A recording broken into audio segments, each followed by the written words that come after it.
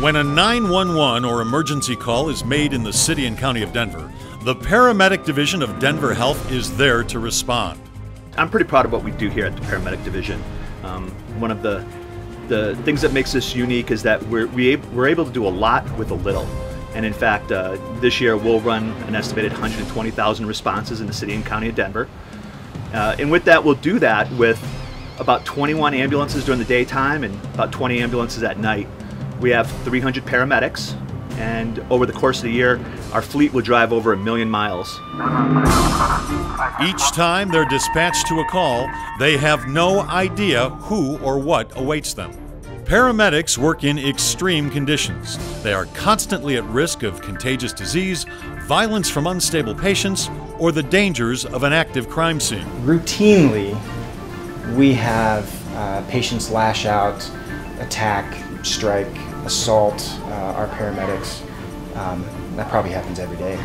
This past year, we became the first combined police, fire, and EMS system in the nation to develop a training program which we work together in synergy to go into high-risk, like active shooter type situations.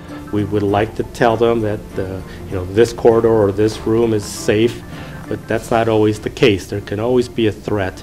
But what we have found is by planning ahead, by having the proper equipment, we are able to go in as safe as possible. I have never had a paramedic hesitate to go into a situation. As a matter of fact, we sometimes have to tell them, why don't you wait? Wait until we can secure this a little bit better. But they are always anxious to go in and do what they've been trained to do, even sometimes knowing that their life and safety is at risk. There are mental risks as well. Dealing with life and death situations on a daily basis can lead to a wide range of medical and mental health issues. But all of us need to recognize that day in and day out, if we continue to see the carnage, whether that's a bullet or a car, it takes a toll on us. Quite often, our people rely on one another to decompress. So usually after a bad call or a high-profile incident, we'll bring police, fire, and EMS together, and we'll do some kind of a debrief. But then the other thing that our people rely on is each other. And so we're looking to do some different types of extra activities outside of work, but still keep the people together because they relate to one another, and that can be their time to talk.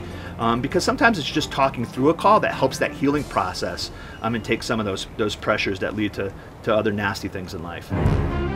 But no matter what the danger, they do whatever is necessary to save lives and help the sick and injured. If you're a Denver paramedic, you're going to be on an ambulance for 10 hours.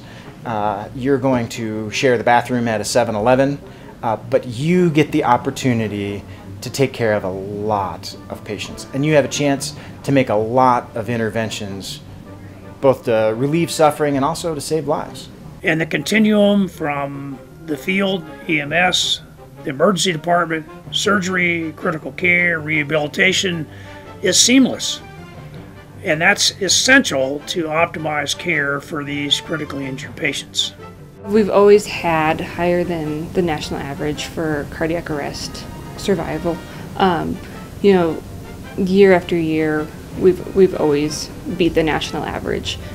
To reach places that ambulances cannot, the Denver Health Paramedic Division has created the nation's first emergency care bike unit. We have about 25 bicycles. They're specially outfitted, and they have to be reinforced because of the amount of heavy gear that we carry on them. It's actually almost like a little mini ambulance. It actually has full ALS capability, and the paramedics are typical paramedics, so they could provide the same care essentially that they could in an ambulance, but on a bicycle. Denver Health also provides training for EMTs and paramedics, as well as continuing education and community training. So we have 2 paramedic schools that go on kind of concurrently. We have a 6-month program and a year-long program. I think last I heard about $8,000 and $9,000 for the whole completion. The internship itself is 500 hours. So, working full-time and doing your internship is like 2 full-time jobs.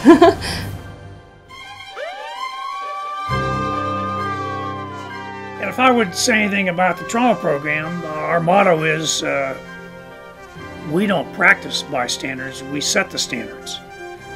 And I think that Denver EMS is integral to that and has illustrated on the streets why we can be proud of that fact. I just can't say enough about the relationship between the police and the Denver Health Paramedics.